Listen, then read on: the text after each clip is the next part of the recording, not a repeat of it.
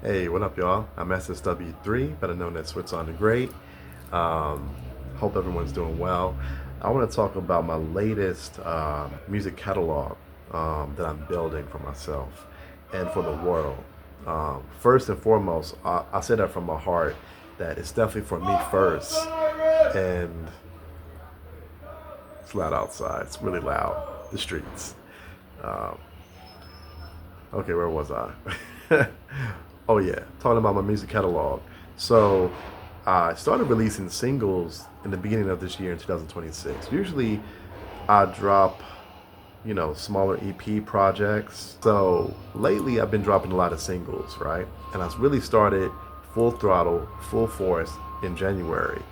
I would say mid to late January. Of course, I started working on these ideas, my single releases back in 2025, like probably October, November, just thinking of a plan, a strategy for me to stay consistent as an artist, to stay motivated as a creator, and to not get burnt out. Because sometimes that can happen when you're doing the same thing over and over again and you're not feeling a challenge. And for me, I love bigger projects like EPs and LPs. Of course, it takes more time. It takes more of a strategy. It takes more scheduling to make sure that a big project like that is released the right way. It's projected the right way. It's explained and executed the right way, right, to your audience.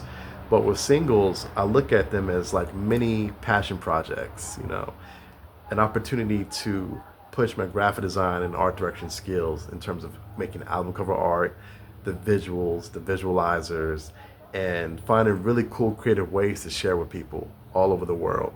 Not just on social media, but also just word of mouth. I think it's a great opportunity for all artists, especially independent, up and coming, underground, whatever you want to call it, but artists that are not tied down to a record label to go full force, to go full crazy, and find really cool creative ways to promote their music, to share their music, making flyers, putting them on posters all around the streets. I love rooting for artists that are up and coming, underground, independent, all of the above, that are not tied down to a record label or any type of higher system that can dilute or stall their creative flow in the way that they want to release their music. I'm always rooting for artists like that. And also on the flip side of things, I'm also rooting for artists that have a great record deal, that have a great team, that have access to a big marketing plan, that has access to agents, that has access to a great PR team, that has access to people that can help with budgeting for doing shows and selling tickets. I'm also rooting for that as well. But in terms of artists like myself that's starting out new to the game and finding new creative ways to promote and talk about their music, I salute. I think it's beautiful, and I encourage all artists from all walks of life to go full crazy and just to do it. Just start, even when you don't feel like it, even when you don't think no one's listening out there, or someone's not even going to rock with you or understand where you're coming from. It is not your responsibility to make someone understand where you're coming from. You just do what you need to do, and the world will catch up. They will figure it out whenever that time is. It takes time for people to catch up to your creative flow. It takes time for people to land on your planet of ideas, of being the true artist you really are. All right? I know that's a long take. People probably didn't ask for that, but I just wanted to share that because it's really valuable. It's really important to understand that that's not your place. All you need to do is create. Create the wildest art, create the wildest music, create your literature, perform, act, do whatever you need to do. But just enjoy the process. It's not your responsibility to explain people where you're coming from. You don't have time for that. Life is short. You need to create every day. You need to be insane with your time. You need to be an asshole with your time and just create, and let the world catch up whenever they catch up. All right. So my first single is called In the Mix, right? Why is it called In the Mix? You might be wondering. Well, when I started working on the sample, I started putting the chords together. I was thinking, hey, you know what? I'm gonna try something new and different. I don't want to always put out another mid-tempo or just a chill tempo boom bap beat for the beginning of the year. I want to start off fast. I want to create something more up tempo, something people can dance to, something people can possibly create or cook to. So in the mix is like, imagine you're in the kitchen with your chef, or you are the chef, and you're just in the mix, just enjoying the art and freedom of cooking. You're putting textures, spices, peppers, sugars, all type of ingredients into the mix of your food, your food palette. I'm probably getting the words all messed up. I don't know the right terminology for cooking, but you're in the mix, you're enjoying the moment of cooking, you know, the freedom of cooking. And that's kind of like where the title came from, because it's weird. Sometimes I hear certain sounds and percussions, and it makes me think about other things other than music. In this case, it's cooking, right? And the way that one of the percussions was hitting on the offbeat, I can't really explain it, but it just sounded like someone was chopping onions or tomatoes on the cutting board or something.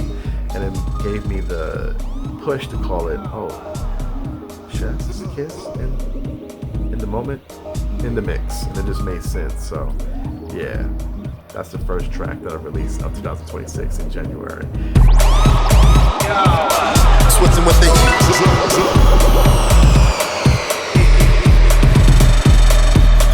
turn this thing on.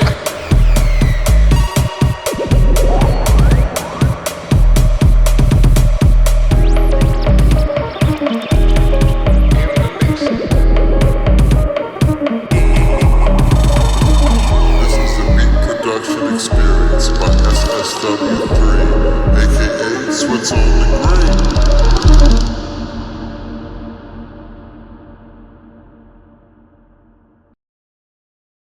The second one was called PARTY Let's Rock, and that was, I believe, January the 26th. Yes. And how I came up with the idea of PARTY Let's Rock, I had about maybe 5 to 6 samples laying around in one of my folders to turn into a beat. So I just drag and drop into Ableton. I started putting it together, and I look at Ableton like a blank canvas. I come from an artist, illustration, graphic design, and now art direction type of background before I got into music production and making beats. So Ableton to me is like just a blank canvas that I can just throw different colors and textures onto. Just, you know, drag, drop, drag, throw paint here, throw paint there, add this color, add that color. And I just look at it like that as a visual artist. I don't know if that makes sense, but I'm sure some of you might understand out there. But anyway, PARTY Let's Rock. It comes from a sample of one of my favorite electronic, I guess say hip hop and trip hop artist, Luke Vibert. Or he used to be called Wagon Christ, but he changed his name to Luke Vibert. And it comes from a record from EDG. Let me make sure I get this right. They're an all-female funk band from the Bronx, and I love them so much. I have to just double check my sources here. ESG, yeah, Emerald, Sapphire, and Gold. South Bronx-based female band, formed in 1978, gained prominence in the early 1980s with a minimalist electronic influenced funk sound, consisting of the Scroggin Sisters and The Neighbor. They are renowned for bass-heavy tracks like UFO and Moody. Yeah, these ladies, ESG. Yeah. So the sample is PARTY Let's Rock. Loop that into one of his tracks, but I know it's from these ladies from this original record. It's ESG. Anyway, I was browsing on YouTube and I found the track from Luke Vibert. Like, oh, this is dope. Let me. Wait, what? PARTY Let's Rock. So it started. The wheels started turning in my head. Like, hey, this is really cool. This could be like the main bridge of the whole song, like the concept of the song, right? And I put that in the middle of my beat, and it just makes sense to call it the title. So PARTY Let's Rock. I know that was a long story, but that's how I came up with the title for it and the actual concept. PARTY Let's Rock. And I just turned into like another house beat, 120 BPM. So yeah, that's the second one that I released in January 2026. We'll be right back immediately after you've turned this ring.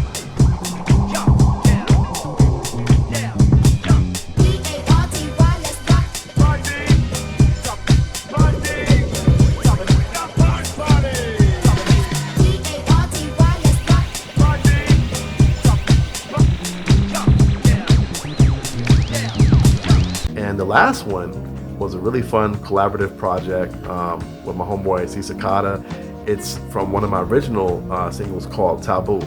And we just turned into a remix, volume 2.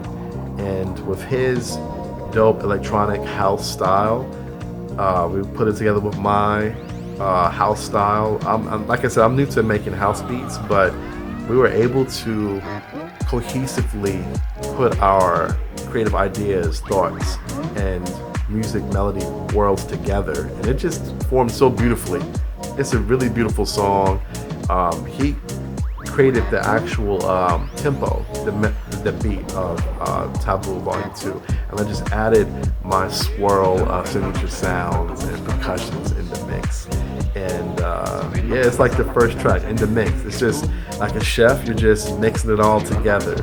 So yeah, Taboo Volume 2, that was released on January the 30th, 2026. And yeah, that's all I got for the month of January. I'm gonna start doing these little SSWIII artist commentaries on my music catalog that I'm building. Well, first for myself, and second for you, the world. And yeah, we'll get into February very shortly. All right. Oh yeah, I forgot to say, yeah, all songs are on all streaming platforms. Want to discover more of my music? I invite you to SoundCloud and to just go full throttle on my music catalog that I'm building, because you're gonna find a whole bunch of singles, albums that I've released in the past that you're like, wait, what? You released that? Yeah, I invite you to go to my SoundCloud. If you really want to support me, I appreciate it. Go to my Bandcamp. All the links are in my bio. All right. Much love, y'all. Thank you. Peace. We out.